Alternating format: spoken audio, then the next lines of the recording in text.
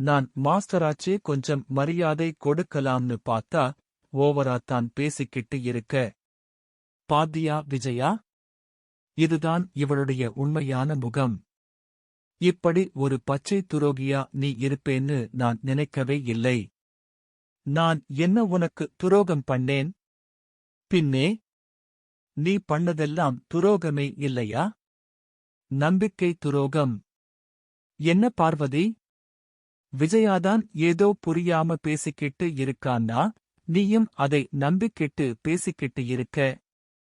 விஜயாவும் மனோஜும் வாங்குன கடனை திருப்பித் தரல, அதுக்கு ஃபைனான்சியர் வீட்டை ஜப்தி பண்ணிட்டாரு.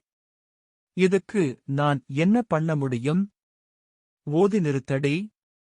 இன்னும் எத்தனை நாளைக்கு இப்படியே பொய் சொல்லுவ? உன் பொய்யை இத்தனை நாள் நான் நம்புறதெல்லாம் போதும். உன் நடிப்பெல்லாம் எங்களுக்கு தெரிஞ்சு போச்சு. அந்த ஃபைனான்சியருக்கு பின்னாடி இருந்து நீதானே அவனை ஆட்டி வச்சிருக்க. நம்பிக்கைக்குரியவராக இருந்த ஒருவரே தங்களுக்கு கடன் கொடுத்து ஃபைனான்சியரை தூண்டிவிட்டு தங்கள் வீட்டை ஜப்தி செய்ய வைத்துள்ளார் என்ற அதிர்ச்சியான உண்மையை விஜயாவும் பார்வதியும் கண்டுபிடிக்கும் விறுவிறுப்பான மற்றும் உணர்ச்சிபூர்வமான திருப்புமுனையே இந்த எபிசோடின் கதையாகும்.